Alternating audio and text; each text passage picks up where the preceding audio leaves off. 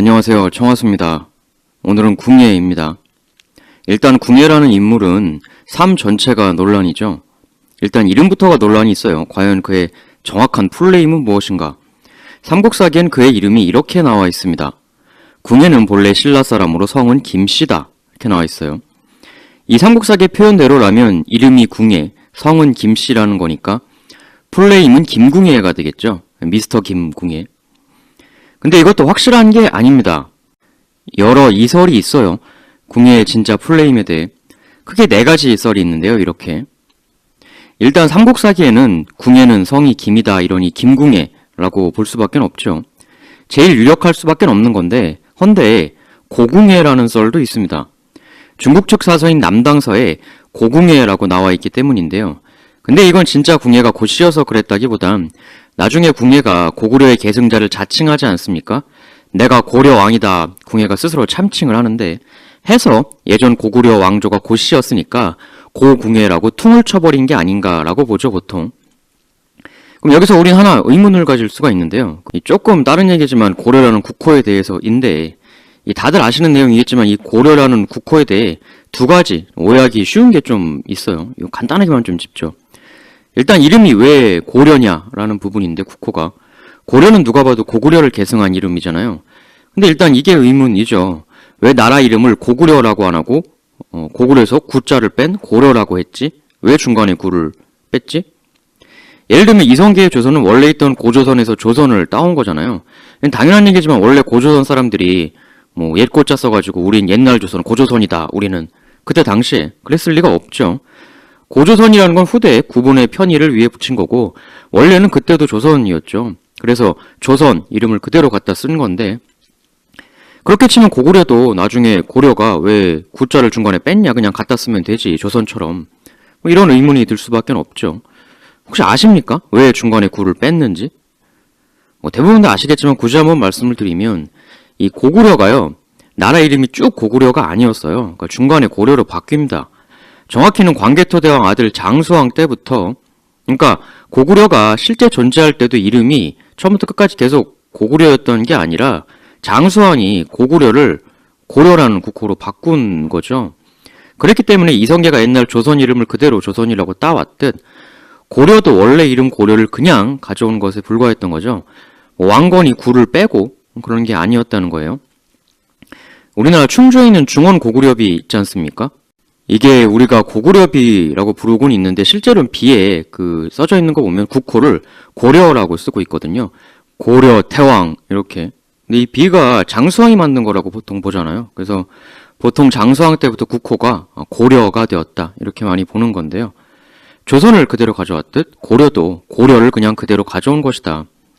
그러니까 엄밀히 말하면 고구려 후반기를 주제로 한 드라마나 영화 같은 거 보면 등장인물 대사가 우리 고구려를 지켜라.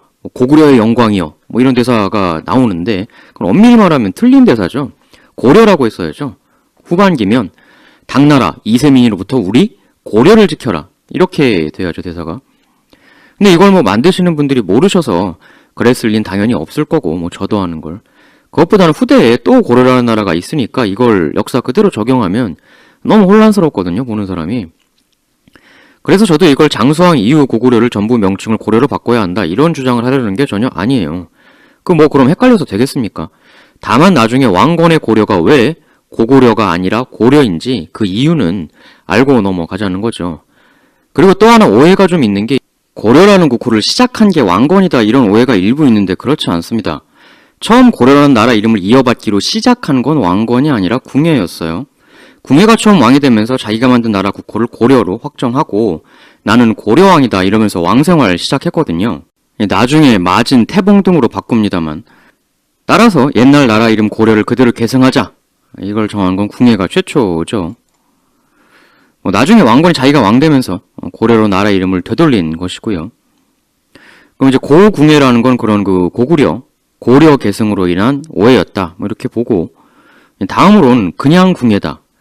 이건 이제 성이 궁, 이름이 예라는 말이 아니고 성 없이 그냥 궁예였다는 거예요. 이것도 가능성은 있습니다. 왜냐하면 당시 사회가 오늘날 사회처럼 성이 일반화, 보편화되었던 게 아니거든요. 다들 잘 아시겠지만 왕건이 원래 왕씨가 아니었죠.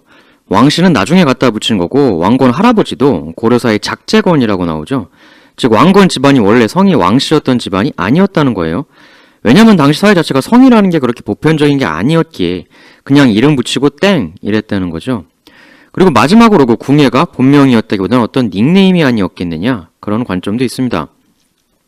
근데 이게 그냥 이름이 뭐냐 그것뿐만 아니라 특히 김궁예냐 아니냐는 뒤에서 말씀드릴 그의 더 큰 논란하고도 연결되는 부분이 있습니다. 이제 이름보다 더 결정적인 얘기가 삼국사기에 뒤이어 나오는데 계속 보시죠. 그의 출생에 관한 기묘한 이야기입니다. 삼국사기.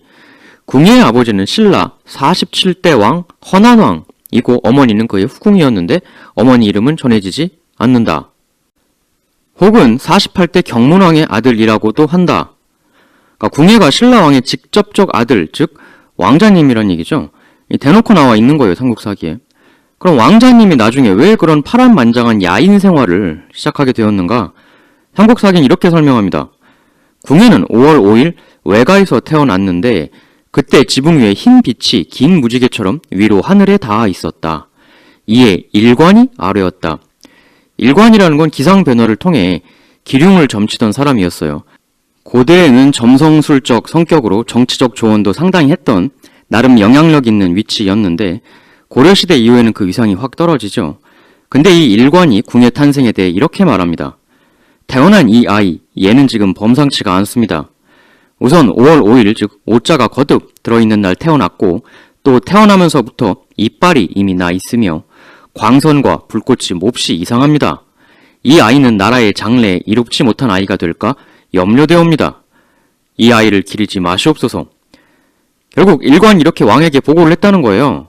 그래서 당시 신라 왕이 자기의 아들임에도 불구하고 아기 궁예를 없애라라고 지시를 합니다. 그래서 당시 궁예의 처리를 명령받은 신하가 궁예를 포대기에 싸서 집 마루 밖으로 내던져버리는데요. 근데 이거를 당시 궁예를 모유수유하던 후궁의 그 종이 있었어요. 그 종이 던져진 궁예를 덥석 받아 안습니다. 근데 이때 안타까운 사고가 나는데 굉장히 황급하게 예상치 못하게 던져진 거라서 아주 당황해하면서 그 받았던 모양이에요. 그래서 그만 그 종의 손가락이 궁예의 한쪽 눈을 찌르고 맙니다. 이렇게 해서 궁예는 한쪽 눈을 그만 잃고 마는데요. 이 종은 그 길로 궁예를 품에 안고 도망을 쳐서 잠적을 해버립니다. 그리고 그녀의 손에서 궁예가 키워지게 되죠. 여기까지가 삼국사기에 기록된 궁예의 탄생의 전말입니다. 이것만 보면 궁예는 그야말로 우리 그 옛날 동화에 나오는 무슨 거지와 왕자 이런 것보다도 더 극적이고 가슴 아린 정말 희대의 비극의 왕자님이었던 거죠. 이게 사실이라면. 근데 기본적으로 삼국사기는 정사죠. 고려 조정, 묘청의 난을 제압하기도 했던 김부식이 지은. 따라서 신라 왕에 버려진 왕자님 궁예, 이거는 야사가 아니라 역사라고 볼 수 있어요. 정사서에 있는데 이걸 무조건 소설이다, 외도만 할 수는 없는 거죠. 다만 이 부분에 대해 궁예 신라 왕자설은 못 믿겠다. 자신의 출세와 정치적 선전을 위한 궁예의 뻥카다라고 주장하는 분들도 있는데요. 이 뻥카설 주창자분들의 근거는 이러십니다. 일단 명세기 일국의 왕자가 그렇게 천민으로 굴러 떨어져서 생활했다는 얘기 자체가 너무 문학적이다. 이 너무나 픽션스러운 얘기를 역사적 사실로 고지 믿으라는 거냐 지금. 일단 이런 게 있고요. 또 태어났더니 신비한 빛과 광성, 그리고 나자마자 이빨이 돋아 있었다. 이것도 비록 정사에 나온 얘기라고는 하지만 믿기 힘든 얘기인 건 맞죠. 뭐 써있다고 무조건 믿어야 하나, 그건 아니죠 사실. 그리고 설사 그렇다 한들 그렇다고 일개 일관, 말하자면 일종의 점성술사격인데 그 사람이 명색이 왕의 아들을 내버리라고 건의한 건데 또 이것도 역시 그냥 믿으라는 거냐? 아니 일관이 건의했다고 왕자님을 그렇게 없애버려? 믿으라는 거야? 즉 상식적인 현실성이 없는 얘기다라는 거죠.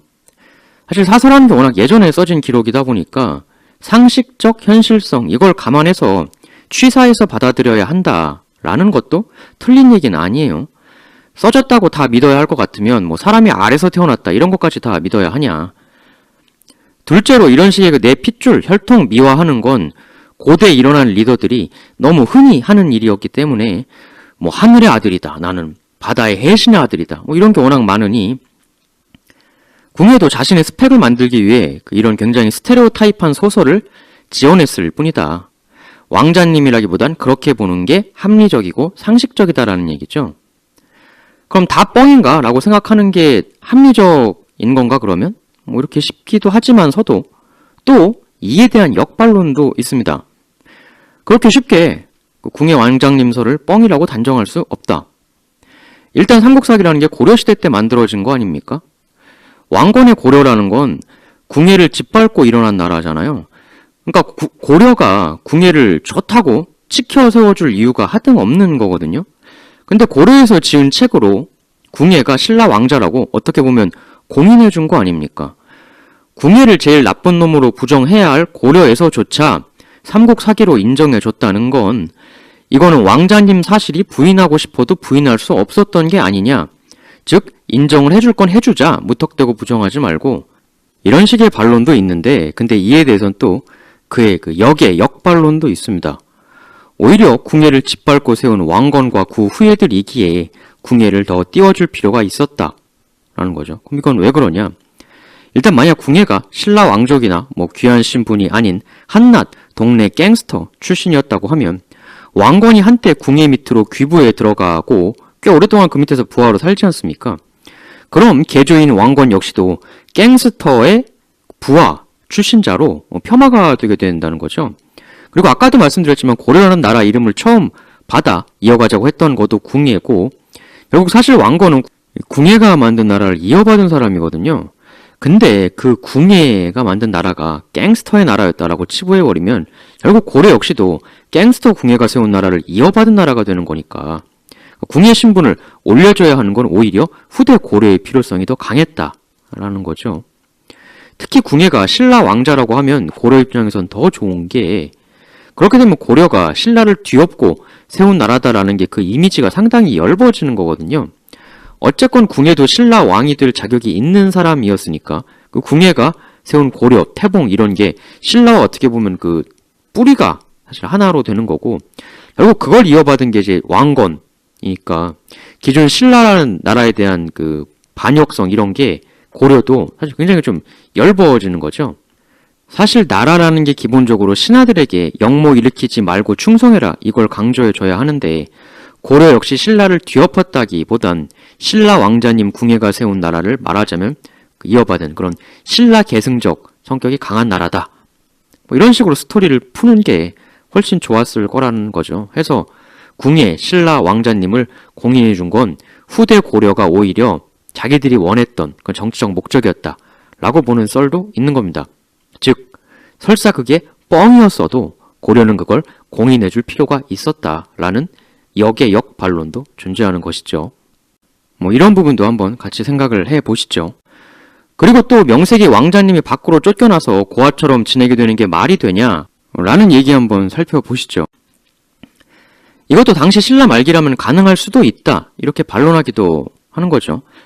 왜냐면 당시 신라 왕위 쟁탈전이 상당히 네가 하냐 내가 하냐 정신없는 이전 투구가 벌어지는 경우가 많았기에 그 왕위 쟁탈전에서 탈락한 측의 자손 같은 거라면 충분히 그렇게 쫓겨나서 숨어 지내며 참담한 어린 시절을 보내는 것도 불가능한 일은 아니라는 거죠. 바로 이런 왕위 계승 쟁탈전에서 밀려나 쫓겨난 왕자. 그래서 신라 헌안왕의 아들이 궁예라는 삼국사기 내용은 이런 식으로 이해해 볼 수 있다는 썰이 있습니다. 어떤 거냐면, 일단 이 헌안왕이란 왕은 그 전때 46대 문성왕의 아들이 아니었어요. 그 본인도 정상적이고 매끄럽게 왕위를 이어받은 건 아니었다는 거죠. 기록에는 46대 문성왕의 태자가 있었는데, 아버지보다 먼저 죽어요. 태자가 있었는데. 그렇지만 아들이 그 태자 한 명만은 아니었거든요. 또 다른 아들이 있었는데 김안이라고. 근데 헌안왕이 그 아들을 제치고 다음 왕이 된 겁니다. 기록엔 그냥 문성왕이 아들 말고 헌안왕한테 왕이 주어라 라고 했다고 되어 있는데요. 참고로 이 46대 문성왕은 장보고를 염장시켜서 제거한 그 왕이죠. 보통 이렇게 아들이 아니라 다른 사람이 왕위에 오른 경우는 힘을 바탕으로 왕위를 가져왔을 것이다. 강제든 자발적 헌납이든 라고 생각하는 게 일반적이죠. 이렇듯 당대 신라 왕 계승은 그닥 체계적이지 못했다. 충분히 암투난무 상황일 수가 있었다. 근데 이 헌안왕 같은 경우는 일단 그 아들이 없었거든요. 자기가 그렇게 왕이 됐어도. 딸만 둘이었는데 이 딸을 전부 그 김응렴이라는 사람에게 시집을 보냅니다. 신라시대는 아들뿐 아니라 사위도 왕좌를 잇는 경우가 있었죠. 그래서 이 김응렴이 헌안왕 다음 왕이 되는데 그가 바로 48대 경문왕입니다. 여기서 궁예 헌안왕 아들서를 미는 분들은 이 47대 헌안왕의 아들이 있었다, 나왔었다. 즉 궁예가. 근데 차기 왕을 이미 내가 먹어야지 하고 침발라 놓은 사위 경문왕과 추종 세력들이 그들이 왕을 먹기 위해서 태어난 아들 궁예를 제거하려 했다. 그래서 죽게 생긴 어린 궁예를 반경문왕파 일부 사람들이 몰래 빼돌려서 겨우 목숨만 건질 수 있었다 라는 시나리오인 거죠. 만일 이거라면 궁예는 신라 왕이 충분히 될 수 있는 남자였죠. 왕의 아들이 1순위인 건 기본이니까.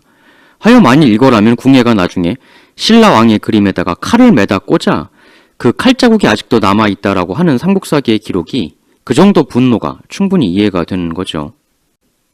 원래는 왕이 됐어야 할 남자가 몸도 다치고 완전 하층 그야말로 밑바닥 삶으로 떨어진 거니 정말 이거라면 궁예는 한국사 통틀어서도 손꼽힐 수 있는 비극의 왕자님이라고도 볼 수 있을 것입니다. 일단 여기까지 궁예의 아버지가 누구냐 하는 논란인데요. 이 궁예 어머니에 대한 또 엄청난 썰이 하나가 있습니다. 전설의 바다의 왕 장보고, 궁예의 생모가 이 장보고의 딸이다라는 썰도 있어요. 제가 분명히 말씀드린 게 제가 소개드린다고 이걸 맞다고 정답이라고 하는 게 아닙니다. 그런 얘기가. 이건 소개예요, 그냥. 장보고 딸이 신라 왕한테 시집을 갈 뻔했다라는 건 우리 모두가 알고 있는 사실이죠. 근데 장보고와 사돈 맺겠다고 한 신라 왕의 그 약속은 지켜지지 않았죠.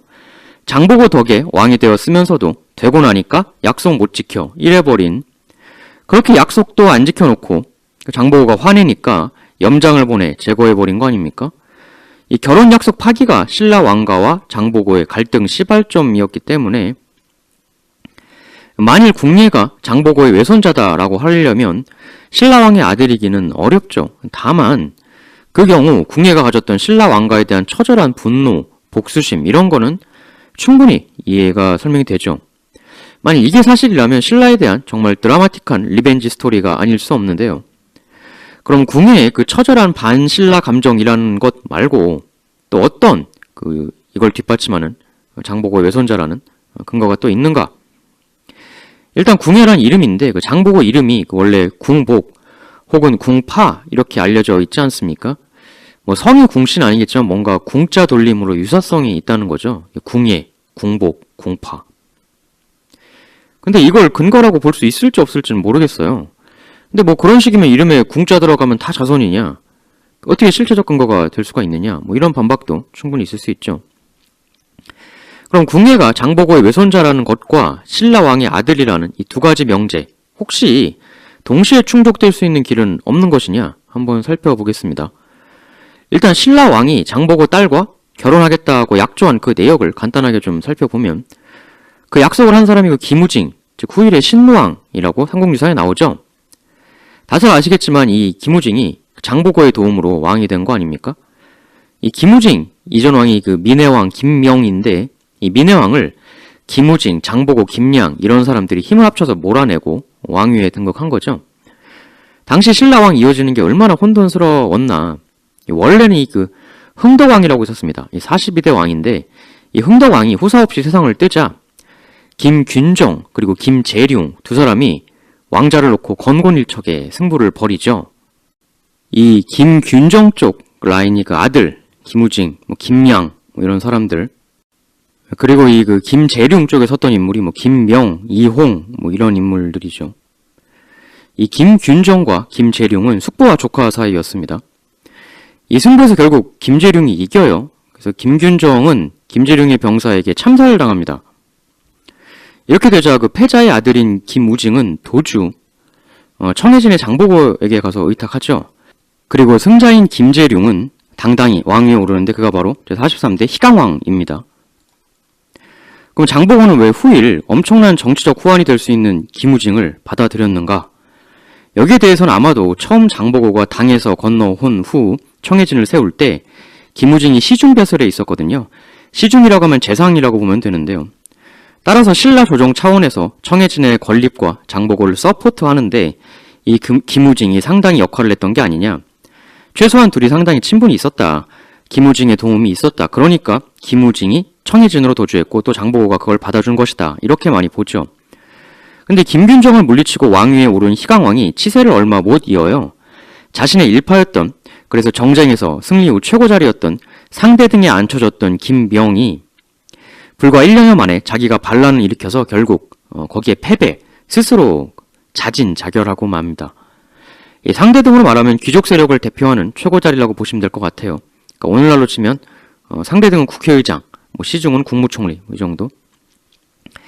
여하튼 이 김명이 그래서 이렇게 몰아내고 차기 왕위에 오르게 됩니다. 그래서 이가 바로 이제 그 44대 민해왕이죠. 근데 이렇게 중앙조정에서 난리를 피우고 있는 사이 청해진에서 아버지의 원한을 마음속에 새기며 와신 상담하고 있던 김우징은 내 언제고 반드시 아버지의 원한을 갚고 신라 왕좌에 오르고 말리라는 다짐을 마음의 조각처럼 새기고 있었죠. 그리고 삼국유사에 따르면 장보고에게 이런 제안을 합니다. 김우징은 의협심이 강했던 궁파 장보고에게 이렇게 말하였다. 나에겐 같은 하늘 아래서 함께 살 수 없는 원수가 있다. 네가 나를 위해 그를 없애준다면 왕위에 오른 뒤 네 딸을 왕비로 삼겠다. 사실 장보고가 능력은 최고였지만 당대 신라 철저한 신분제 사회에서 제일 마음의 콤플렉스였던 게 자신의 신분이었지 않습니까? 근데 이 제안대로면 자신이 왕가의 사돈이 되는 거니까 완벽한 신분 리마스터가 되는 거죠. 장보고는 이에 승부를 겁니다. 자신이 정성껏 길러왔던 정예병을 출정시켜서 민해왕에 대한 공격을 감행한 거죠. 이렇게. 이때 장보고, 김우징, 김양 이런 사람들과 함께 이 장보고파에 속해서 민해왕에 대항했던 인물 중 하나가 바로 염장입니다. 장보고 얘기도 언제 한번 하고 싶은데요. 근데 이때 병력 규모 자체는 민해왕 쪽, 신라 중앙군 쪽이 훨씬 많았던 것 같아요. 헌데 소수 정예였던, 그리고 철저히 조련되었던 장보고 군대에게 패하고 맙니다. 결국 패배한 민해왕은 도주를 하지만 얼마 못 가 김양의 군사들에게 붙잡혀서 처참하게 척살되고 맙니다. 그래서 김우징이 끝내 비원의 왕이 됩니다. 그가 바로 45대 신무왕이죠. 이때가 839년이에요. 그럼 사돈 맺겠다는 장보고와의 약속은 어떻게 되는 거냐? 근데 이 신무왕이 비원을 이루는데 너무 심혈을 기울이고 에너지를 많이 썼는지 왕이 되고 나서 약 6개월여 만에 세상을 뜹니다. 그리고 그 신무왕의 아들이 왕에 올랐는데 그가 바로 46대 문성왕이죠. 그야말로 신라에선 참으로 오랜만에 그 이전 왕의 제대로 된 아들 태자가 스무스하게 왕이 된 케이스인데요. 이 문성왕이 46대인데 그 이전에 이렇게 스무스하게 정상적 아들이 왕이 된 케이스가 무려 6대를 올라가서 40대 애장왕이 그런 케이스였거든요. 그러니까 신라 말기가 얼마나 이 왕좌의 게임이 대혼란 카오스였나 하는 걸 알 수 있죠.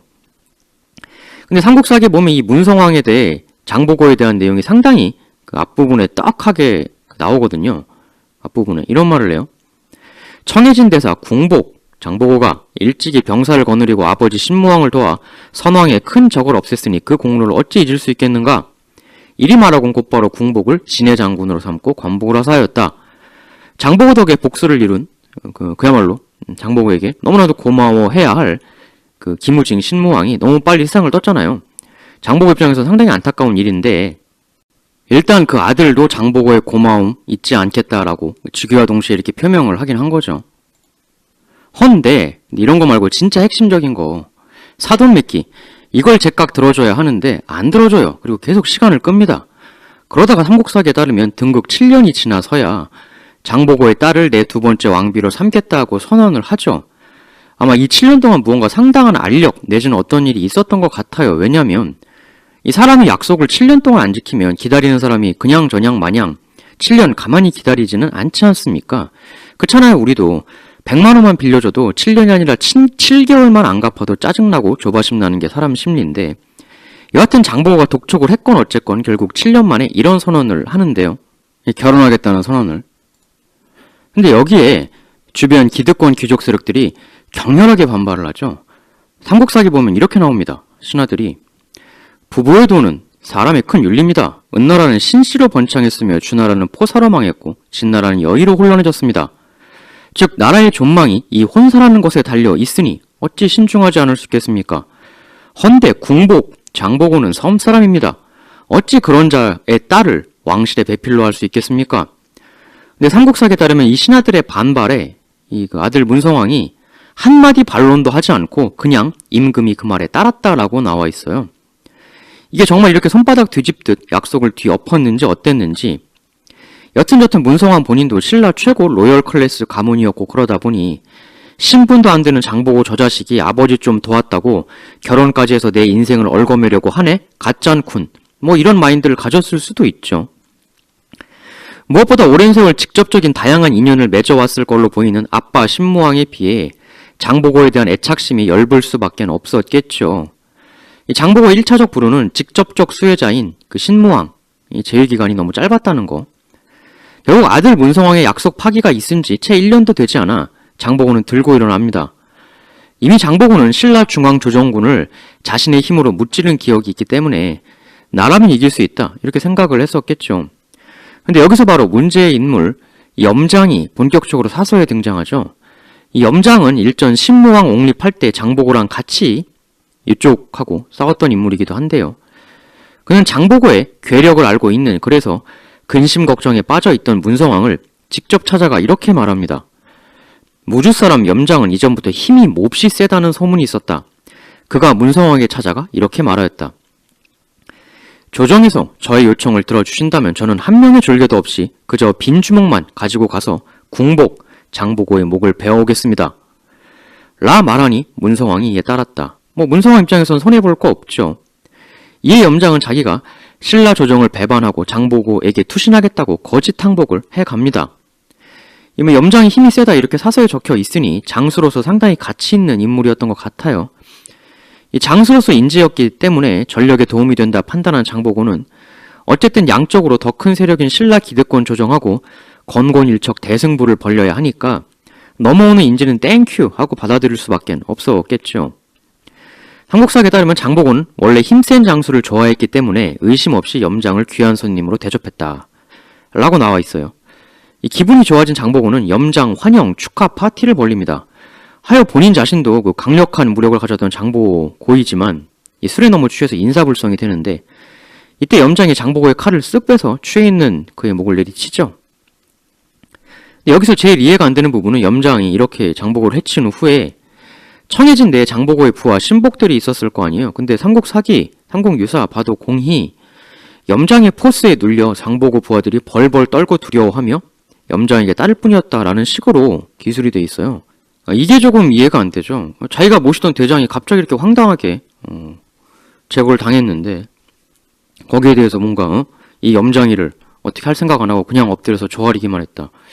조금 그래요. 그래서 이제 그 염장이 이렇게 했다기보다는 밤중에 그냥 쓱 장보고를 은밀하게 제거하고 조용히 싹 빠져나온 거 아니냐 이렇게 보기도 하기도 하는데 여하튼 또 궁극적으로 염장이 왜 이런 짓을 했는가라는 부분도 좀 궁금하기도 해요. 어떻게 보면 이런 거를 시도하면은 또 자기 목숨도 잃을 수 있는 부분 아닙니까? 청해진 한복판에 들어가서 이런 무시무시한 짓을 하는데 왜 염장은 이런 일생일세의 대승부를 걸었냐? 이런 얘기가 있죠. 그러니까 장보고를 제거하고 자기가 청해진을 꿀꺽하려고 했다. 염장이가 그런 얘기도 있습니다. 근데 이게 이제 삼국사기에 따르면 846년에 벌어진 일이에요. 841년 사망설도 있는데 일단 846년이라고 보면요. 만일 궁예가 정말 그 궁복, 장보고의 외손자라면 길은 크게 두 가지가 있는데 일단 어머니 계열은 그쪽이고 아버지가 정말 자신의 나중 말맞다나 신라왕이다. 아니면 신라왕이 아니라 다른 사람하고 장보고 딸이 낳은 자식이다. 이게 두 가지겠죠. 근데 아빠가 신라왕, 엄마가 장보고 딸 이 두 가지가 동시에 충족되려면 사실상 그 궁예가 장보고가 척살되기 전인 846년 이전에 회임이 되어야 했겠죠. 왜냐면 장보고가 이미 몰락한 후에 그 다음에 왕이 장보고 딸하고 굳이 그때 결혼하고 혹은 사랑해줄 이유가 없지 않습니까? 무엇보다 삼국사기 유사 등의 장보고 딸하고 결혼하기 싫다고 해서 왕하고 장보고 사이가 틀어진 거니까 이 궁예가 장보고의 후손이다 라고 하려면 신라왕의 후손이다 라고 하는 명제하고는 교집합을 찾기가 참 어렵죠.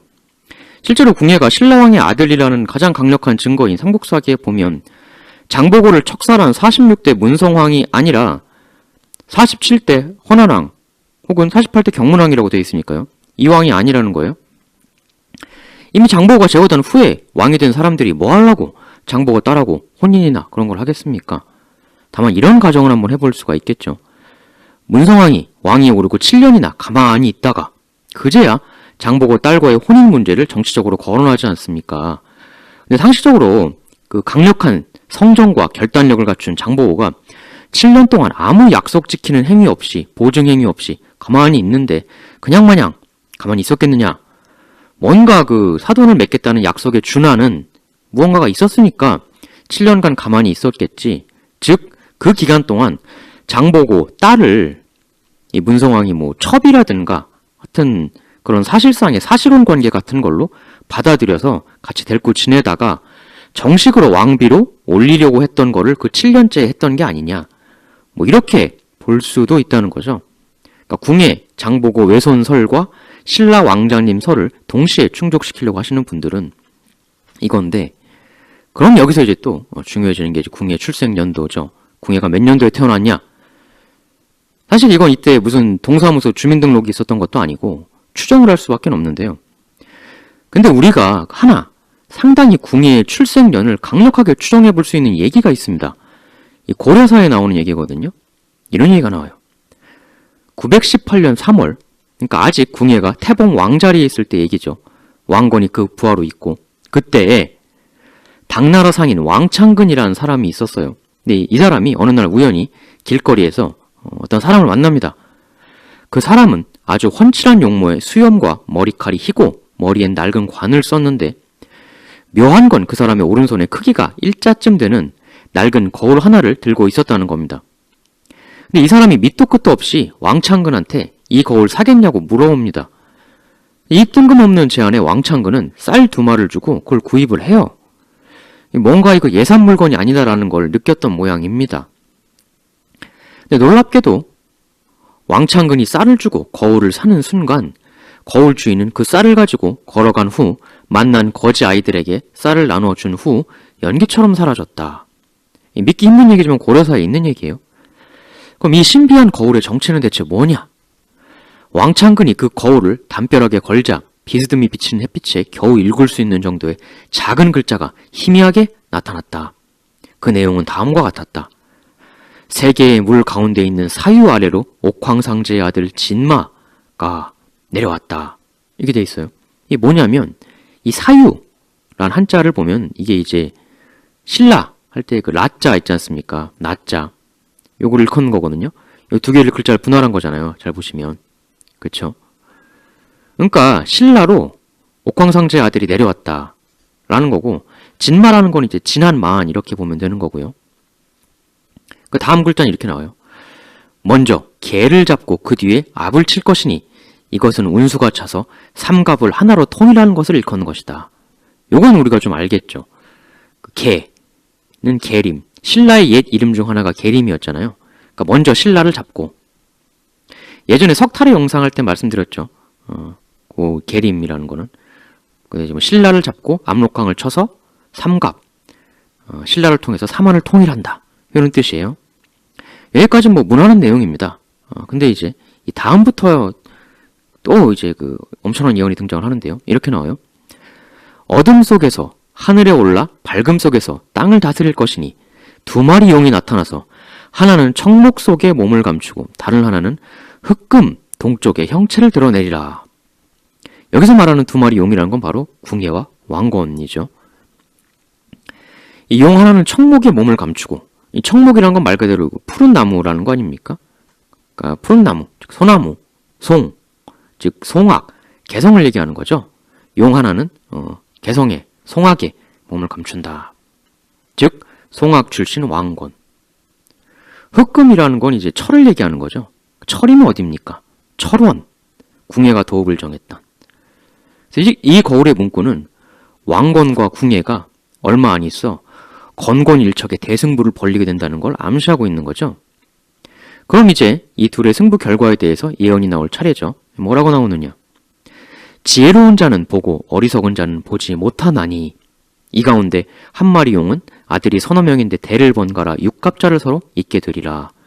사유, 즉 신라는 반드시 충년에 멸망하고 바다를 건너와서 항복하면 모름지기 유년을 기다려야 하니 만약 현명한 왕이 이 글을 보게 되면 나라의 백성이 태평하고 왕업은 길이 창성할 것이로다.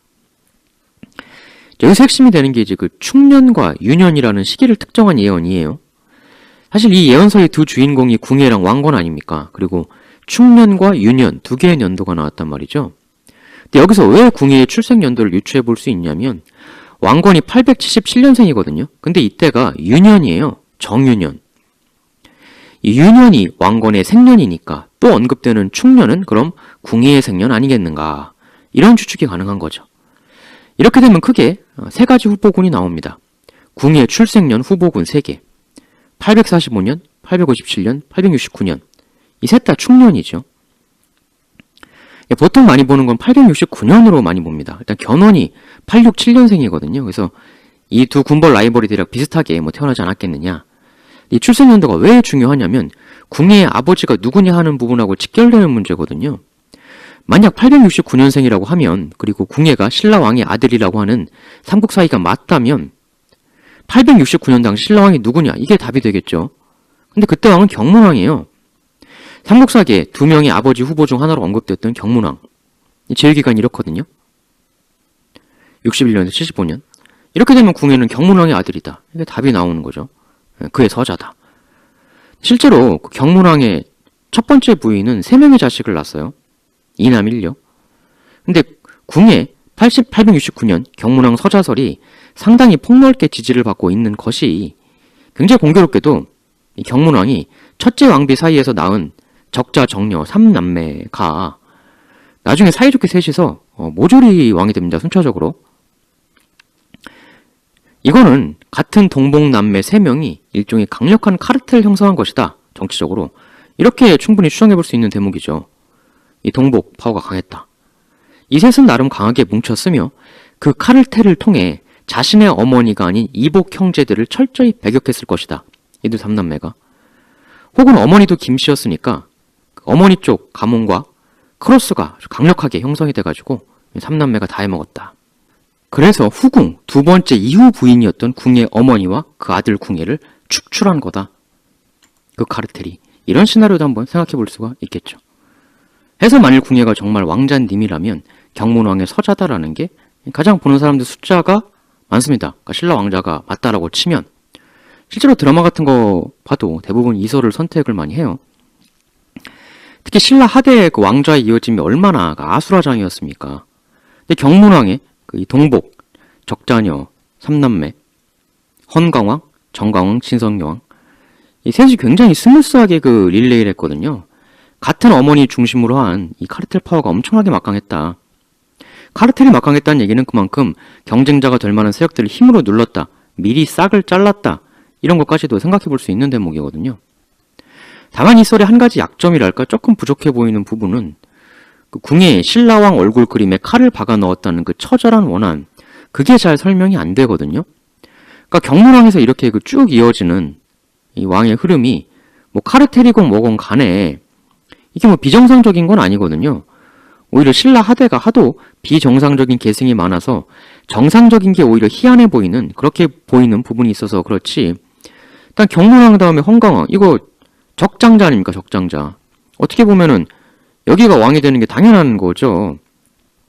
그리고 그 뒤에 동생들도 뭐 적장자의 직계 동복 동생이니까 당연하다고 볼 수도 있고 옆에서 볼 때 뭐 딱히 이런 식으로 가는 그 왕의 흐름이 뭐 부당하다 혹은 억울하다라고 보일 만한 요소는 별로 없거든요. 다만 이런 건 있겠죠. 이 동복 남매 파들이 후환을 없애기 위해 애초에 싹이 자라나지 못하게 하기 위해서 미리 궁예와 궁예 어머니를 지레 도모했다. 그래서 궁예가 완전 밑바닥 인생으로 떨어졌다.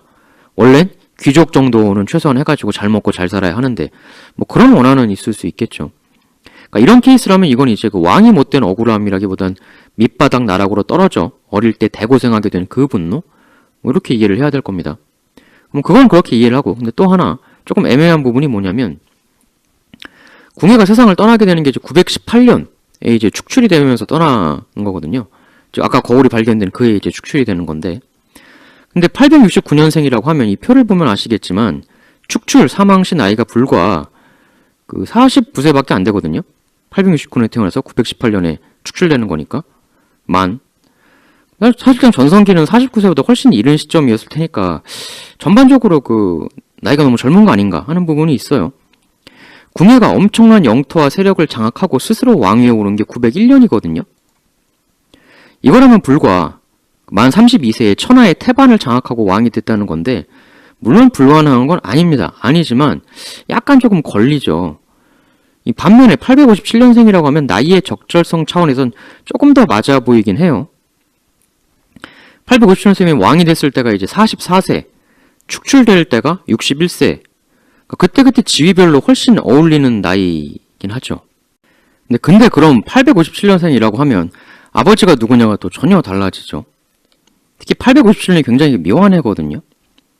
일단 857이면 요 48대 경문왕은 10대 초반 시절일 거기 때문에 일반적으로 드라마 등에서 많이 얘기되는 경문왕 자식 설이 힘들어지죠.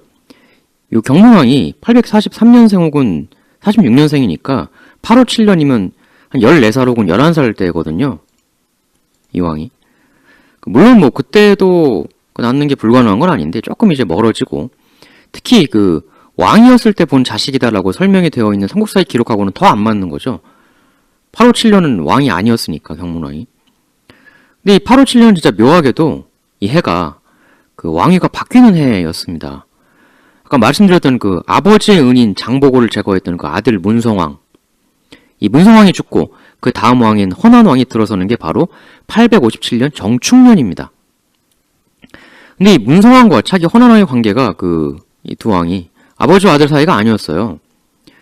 오히려 그 이전왕, 문성왕이 조카였고 그 다음 왕 헌안왕이 숙부였습니다.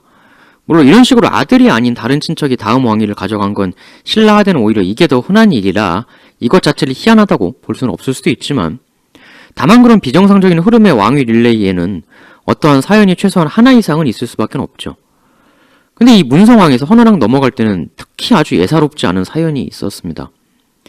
일단 이 문성왕 본인은 그 이전 신무왕의 태자였어요. 정상적인 왕위 흐름인데 이 문성왕에게도 왕위를 물려줄 태자가 있었죠.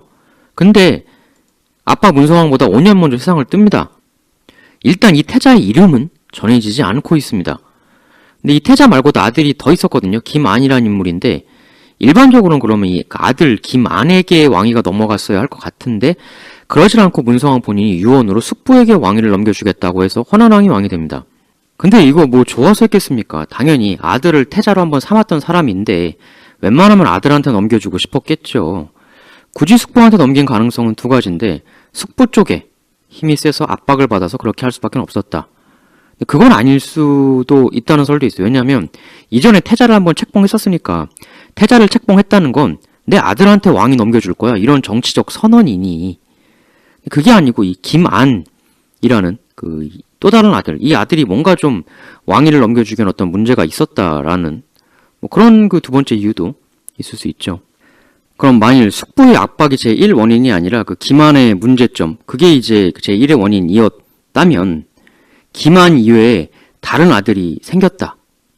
즉 원래 사망했던 태자 같은 새로운 아들이 생겼다라고 하면 숙부한테 왕위가 가지 않고 그냥 그 제3의 아들한테 왕위가 갈 수도 있었을 거잖아요. 만약에 김안의 문제였다면.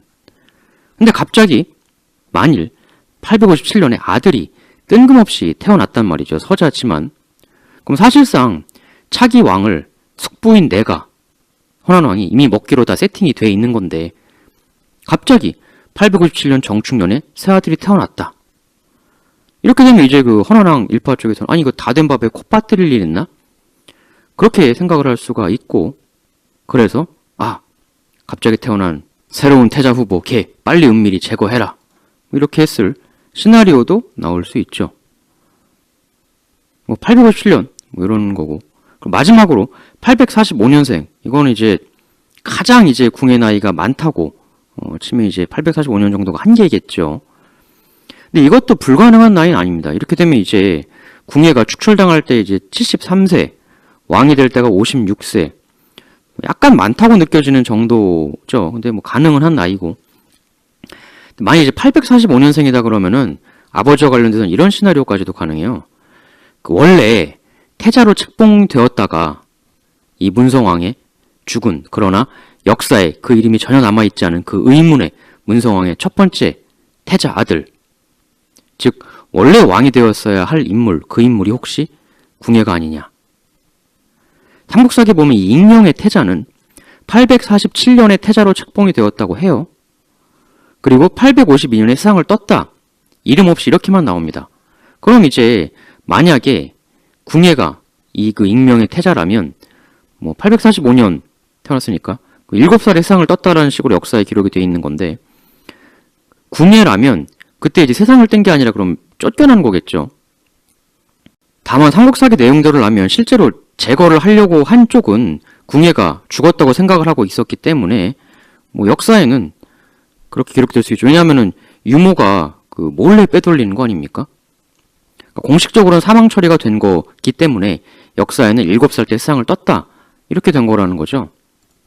다만 삼국사기에서의 묘사는 그게 이제 완전 영유아 때 그런 일을 당했다라는 식으로 좀 묘사가 되어 있기 때문에, 그러니까 7살은 사실 영유아는 아니죠. 그렇지만 이제 아까 말씀드린 장보고의 외손자설 하고의 교집합이 나오려면 장보고가 846년에 세상을 떴으니까 845년 충년생이 제일 그 양쪽을 다 충족시키는 해이긴 하죠. 제일 낫죠. 다만 이건 기본적으로 고려사에 나온 충년이 유년생인 왕건에 대비되는 궁예의 생년에 대한 암시다라는 전제 조건에 기반한 추론인 거죠. 그러니까 궁예는 충년생이다. 그 전제 조건이 아니라면 뭐 또 전혀 다른 얘기가 되는 거고요. 그리고 물론 더 근본적인 전제 조건은 신라 왕자님이라는 삼국사기 내용이 어느 정도 맞다는 더 근본적인 전제가 또 깔려 있는 거죠. 근데 그게 아니라고 하면 뭐 궁예는 그냥 밑바닥 신분에서 맨주먹 하나로 일어나 천하를 제패한 입지전적인 순수 사기꾼 갱스터가 되는 거고요. 물론 그렇게 말씀하시는 분들도 많아요. 신라 왕자? 그게 말이 되냐 그게. 왕자가 왜 그런 갱스터가 되냐. 21세기에도 학력 위조니 뭐니 온갖 스펙 위조가 판치는데 9세기, 10세기 이런 때는 오죽했겠냐. 일단 이건 그 삼국사기를 부정하는 거긴 하지만 또 삼국사기라고 절대적 진리는 아니니까. 다만 꼭 삼국사기가 아니어도 궁예 왕자설은 여러 가지 정황상 인정할 수밖에 없다라는 관점도 있어요. 나중에 궁예한테 귀부해온 호족 중에 김순식이라는 아주 유력한 호족이 한 명 있었는데요. 당대 호족, 즉 지역 세도가들은 몇 가지 유형이 있었는데, 일단 도적대 우두머리, 즉 갱스터 부류가 하나가 있었고, 이 도적은 두 가지가 있죠. 산적 등 이제 땅에서 활약하는 도적과 해적, 해상세력, 해상호족들. 이 왕건 집안도 해상호족이었다고들 많이 하죠. 해상호족뿐만 아니고 그 윗대로 올라가면 해적, 즉 신라구라고 불렸던 세력 중에 하나가 아니었는가라는 얘기도 있어요. 확실한 건 알 수 없지만. 사실 이런 예전 시기 해상 세력들은 뭐 무역 활동하다가 불경기 맞고 이러면 바로 그냥 해적으로 돌변하는 거는 수시로 있었던 일이니까요. 예전 백제 시리즈 제가 할 때도 한번 설명드린 적도 있는데, 그 외의 해적을 왜구라고 하지 않습니까? 근데 신라라고 해적이 왜 없었겠어요? 산에, 들에, 산적, 화적 이렇게 많았는데 해적이라고 없었을 리가 없죠. 그래서 그게 이제 신라구죠. 뭐 유명한 사람으로는 현춘 같은 인물이 있었습니다만, 실제로 뭐 최대 규모 2,500명, 이 엄청난 숫자로 뭐 대마도, 규슈 이런 데를 나름 심하게 털었다고 하는 그런 그 일본 쪽 기록이 있습니다. 뭐 이런 세력도 있고, 뭐 흔하게 대지주로서 경제적 기반을 닦아 사병을 키워 호족이 된 세력도 있고, 그리고 또 하나가 그 이 김순식처럼 신라의 기존 기득권들, 김씨란 성에서 느낌이 오듯 이 김순식도 신라 왕족이었을 것이다 라고 많이들 보죠. 이런 그 구신라계 세력들이 있는데, 이 김순식이 매우 묘하게 또 궁예한테 상당히 홀라당 슉 넘어가거든요. 그래도 명색이 왕족의 자부심이 있는데 궁예가 왕자님 내지는 뭔가 당대 귀한 신분 출신이 아니라 단순한 한 명의 도적 패거리 두령이었다면 그 자존심 하늘을 찌르던 신라 기득권인 김순식이 그렇게 홀랑 궁예한테 넘어갈 수 있었겠느냐. 이 김순식이 어느 정도냐면요, 당시 장악하고 있던 지역이 명주, 그러니까 지금의 태백산맥 넘어 강원도 영동 지방이었거든요. 그렇기 때문에 이 사람을 그 김주원의 후손이라고 봐요. 그럼 김주원이 누구냐면 무려 왕이 거의 될 뻔했던 왕위 계승순위 한때 1위였던 사람입니다. 그러니까 김순식의 혈통이라 하면 당대 신라 내에서도 최고급이었다는 거죠. 근데 신라가 어떤 나라입니까? 골품제, 강력한 신분제 사회였단 말이죠. 그리고 그 능력 있는 왕까지 거의 제 손으로 만들어준 장보고의 딸도 신분 안 되니까 못 받겠다고 딱 카르텔로 막아버리는 게 신라 귀족, 기득권들 아니었습니까? 그 자존심. 근데 이런 인물이 아무 신분적 장점 없는 하류층, 도적대 두목 밑으로 그렇게 자발적으로 귀부에 들어갈 리가 있느냐. 이미 궁예의 신분은 당대 최하이 클래스 신분 짱인 인물한테도 어느 정도 공인 받았던 게 아니냐. 이런 거죠. 물론 이렇게 생각해 볼 수도 있죠. 궁예가 이미 너무 힘이 세서 어쩔 수 없이 굴복해 들어간 거 아니냐. 속으로는 안 입고왔어도. 실제로 나중에 신라 왕 본인도 고려한테 항복하는 마당에 나중에는 왕족이 못할 게 뭐냐. 근데 김순식이 궁예한테 넘어갈 당시는 궁예가 그렇게 절대적인 세력이 아니었거든요. 오히려 세력 자체의 강력함으로만 놓고 보면 그 당시 상황은 김순식이 더 강했죠. 궁예가 힘으로 밀어버릴 정도의 상황이 아니었고, 이 명주 지역에서의 김순식 일파, 그 선조들 때에서의 세력이 얼마나 강했냐면, 김주원은 어떻게 보면 왕권 경쟁에서 밀려난 사람인데, 당시 김주원을 밀어내고 왕이 된 사람이 원성왕인데, 이 원성왕도 감히 김주원을 어떻게 하질 못합니다. 오히려 명주 군왕이라는 칭호를 내리고 달래기에 힘쓰는데, 김주원이 자기 세력을 이끌고 명주로 들어갈 때 그 줄이 어마어마했다고 하죠. 뭐 이거야 그럴 수 있다고 하는데 더 대단한 건 이 김주원의 아들이 그 유명한 김원창입니다. 김원창의 나는 다들 아시겠지만 한때 신라를 잠시 휘청이게 했던, 김원창이 아예 나라를 하나 차리잖아요. 장안이라고. 나중에 후백제 지역을 거의 다 차지하고 신라 중앙조정을 그야말로 한때 후덜덜거리게 만들었던 김원창의 난인데, 이 난이 결국 제압이 되죠. 헌데 그러면 김원창 원래 집안이 그 호족으로 털을 잡고 있던 명주 지역에 대해서도 어떻게 보면 반란자의 뿌리 같은 지역이니까, 물론 반란이 일어났던 지역 자체는 다르지만, 이건 이제 백제 지역에서 일어났고 그것도 이제 명주 지역이지만, 어쨌거나 뭐 그쪽 일파니까 거기도 날려버리려고 신라 조정이 했었어야 할 것 같은데 그걸 못해요. 못 건드립니다. 그러니까 거기가 이제 워낙 강력하고 뿌리가 강했던 거죠. 근데 이제 그 궁예가 명주 지역으로 들어갔을 때 당시 이제 자기가 그 총 리더도 아니었어요. 그때 당시만 해도 양길 휘하의 일개 부장이었던 894년 시절 명주로 밀고 들어간 건데, 뭐 그 정도로 그 일개 그 양길의 분파 세력에게 밀릴 김순식 세력도 아니었고, 하물며 뭐 양길이 사실은 김순식 입장에서 보면 그야말로 듣보잡 도적대 두령 아닙니까? 근데 그것도 그 두령의 일개 부하인 궁예에게 홀라당 귀부한다. 왜? 특히나 이 명주, 즉 영동 지방이 공략하는 입장에선 참 공격하기가 힘든 게, 이게 차와 도로가 있는 지금도 타 지역에서 글로 가려면 쉽지가 않잖아요. 근데 인마가 모든 군수물자 다 끌고 가야 하는 옛날엔 오죽했겠습니까? 일단 보급이 힘드니까 정말 어지간히 초월적 강력한 세력이 오지 않는 이상 버티면 버티는 쪽이 이길 수밖에 없거든요. 즉 물리적, 세력적으로는 귀부할 이유가 없었다. 신라 중앙조정도 어쩌지 못한 세력을 일개 도적대 부하 궁예에 오직 순수한 개가 무서워서 항복할 상황이 아니다. 그 세력이 무서워서. 더할 나위 없는 신분지상주의자였던 신라 왕족 출신이 홀랑 넘어갔다는 것은 궁예 역시도 당대에 어느 정도 인정받는 신분적 뭔가가 있었다고 봄이 타당하다. 다만 이 부분은 김순식이 항복을 한 게 꼭 궁예의 신분 때문이냐, 또 반드시 그렇다고 단정할 수 없지 않냐, 이런 얘기도 있어요. 일단은 궁예의 세력이 무서워서 항복한 건 아니에요. 김순식 세력이 그 정도로 약하지 않았기 때문에, 또 궁예가 그 정도로 세지가 않았기 때문에 당시에는. 그럼 이제 어떤 이유가 있느냐, 김순식이 궁예의 가능성, 이 사나이라면 저 원망스러운 신라 왕가를 무너뜨려 줄 수 있겠다, 뭐 그런 확신을 했다던가, 아니면 그 현 신라 왕가에 대한 가문에 대한 적개심, 이런 부분에 어떤 공감대, 뭐 그런 게 생기면은 굳이 궁예의 신분 문제가 아니어도 뭐 귀부를 할 수가 있지 않았겠느냐. 그러니까 김순식이 워낙 현 신라 왕가에 대한 분개심이 심해가지고 반신라 정책을 미는 차원에서 넘어간 거다, 뭐 이런. 근데 또 그거에 대한 반대로 어떤 동병상련의 공감대가 형성이 된 거다, 또 그런 그 얘기도 있어요. 똑같이 왕이 되려다 못된 그 아픔, 김주원, 김원창의 아픔을 이어받은 김순식, 역시 왕자님에서 쫓겨난 궁예라고 하면 그걸로 설명해야 다소 이상해 보이는 김순식의 덥석 귀부가 조금 더 잘 설명될 수 있지 않겠느냐.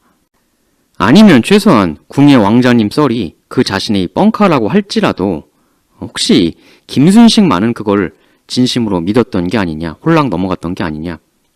아니면 궁예가 최고 하이클래스 왕가 가문이었던 김순식도 믿을 만한 뭔가에 자신의 신분을 입증할 만한 증거, 가지고 있었던 것은 혹시 아닐까? 뭐 이런 등등의 이제 시선도 있는 거죠. 근데 이제 결과적으로 궁예의 높은 신분설 이걸 미는 분들은 무엇보다 당대 처절한 신분사회에서 궁예가 이렇게 갑자기 벼락, 성공, 출세, 가도 그렇게 구름처럼 순식간에 많은 사람들을 모으고 결국 그 신분사회에서 왕까지 올랐다는 거는 뭔가 있긴 있지 않았겠느냐 라는 추정을 하시는 거죠. 근데 사실 이거는 역시 또 반대도 가능해요. 아니 요즘 같은 세상에도 사기꾼이 활개치는 마당에 그 시기에 그게 불가능했을 리가 있느냐. 요새도 그렇지 않습니까? 무슨 내가 정관계, 고관대작의 친척이다. 재벌가의 사촌이다. 이래가지고 사기쳐서 투자금 뜯어내고 튀고 의외로 김순실 같은 굉장히 안 속을 것 같은 고위직들도 그런 사기에 넘어가는 경우가 간혹 있죠. 과연 궁예는 우리 역사상 최강의 희대급 사기꾼인가 아니면 너무나 슬픈 비극의 왕자인가? 확실한 건 사기건 뭐건 궁예 자신의 이 백그라운드 스토리가 신라 말기 민중들의 반신라 감정을 하나로 끌어안았다는 사실이고 또 혼란기 도적이든 해적이든 무역이든 농장경영이든 뭐든 마치 프랑스 혁명기 부르주아처럼 엄청난 힘과 실력을 갖추게 된 호족 이들 역시도 골품제라는 너무나 답답한 신분제를 고집하는 신라라는 나라에 대해 반감을 가지고 있었고 그들의 분노 에너지까지 하나로 취합하여 궁예는 자신을 중심으로 거대한 융합 파워를 만들어냈다는 거죠. 다음 시간에는 그의 입지전적인 성장 및 출세기와 아울러 궁예에 대한 후대의 평가, 잔혹한 폭군 이건 과연 어디까지 진실일 것인가? 기침소리를 냈다고 척살할 정도의 그런 정신분열적 분노 절제장애형 인간이었다면 맨주먹 하나로 그런 어마어마한 세력을 만들어내는 정치인이 될 수 있었겠는가? 약간 동탁하고 좀 비슷한 면이 있어요. 이 궁예가 그러한 것 등등 궁예의 실체를 더 심층적으로 생각해보는 시간 다음 편 궁예 2편에서 가지도록 하겠습니다. 그리고 이거는 좀 사족입니다만 그 유명한 드라마에 나오는 누가 기침소리를 내었는가 얘기 있잖아요. 물론 이제 드라마상에 나오는 픽션 얘기긴 합니다만 그 얘기를 좀 해보면 군주와 신하의 관계라고 치면 기실 앞에서 기침소리 낸다는 거 있잖아요. 누가 기침소리를 내었는가. 이게 사실은 군왕에 대한 예의가 좀 없는 행동으로 충분히 될 수 있긴 합니다. 실제로 조선 연산군 같은 경우는 자기 앞에서 기침했다고 신하를 국문하기도 했고 영조도 회의 때 누가 기침을 했던 모양이에요. 그래서 지금 기침소리 누가 냈어? 나와! 이렇게 했는데 이때 아무도 안 나왔습니다. 그래서 이제 빨리 나와라! 자수해라! 이러는데도 누가 했는지 끝까지 나오질 않았어요. 그래가지고 이 일에 대해 영조가 화를 냈다라는 기록이 있습니다. 그래도 척살까지는 진짜 너무 심한 거죠. 근데 우리는 그러한 픽션상의 이미지를 실제 궁예의 이미지인 것처럼 지금 받아들이고 있습니다. 그런데 그 정도로 정사를 운영하는 사람이 그것도 맨주먹으로 혼자 무에서 유를 창조해 내간 사람이 그런 식의 성격을 가진 정신 이상자라면 과연 그 자리까지 올라갈 수가 있었겠는가? 정권을 잡을 수가 있었겠는가? 결국 힘이라는 게 사람한테서 나오는 건데 그야말로 최밑바닥에서부터 정치로 올라간 궁예가 그걸 몰랐을 리는 없거든요. 다음 시간 궁예 2편에서 그의 삶에 대한 전반적인 과정과 평가 마저 분석해보도록 하겠습니다. 그리고 오늘부터 다시 좋은 말들을 소개해드리는 시간 가지도록 하겠습니다. 영상 마지막 부분은 공백으로 좀 남겨둬야 하는 그런 기술적 이유가 좀 있기 때문에 이 부분을 글로 못 써드리는 점 정말 송구합니다. 오늘은 버트런트 러셀의 이야기 소개해드릴까 하는데요. 그는 이러한 말을 남겼습니다. 나는 절대 믿음을 위해 죽진 않을 것이다. 왜냐하면 내가 틀릴 수도 있으니까. 자신이 틀렸을 수도 있다는 점을 인지할 줄 아는 것, 그것이 바로 현명함의 출발점인 것 같습니다. 그럼 다음 시간에 궁예 2편으로 돌아오도록 하겠습니다. 대단히 감사합니다.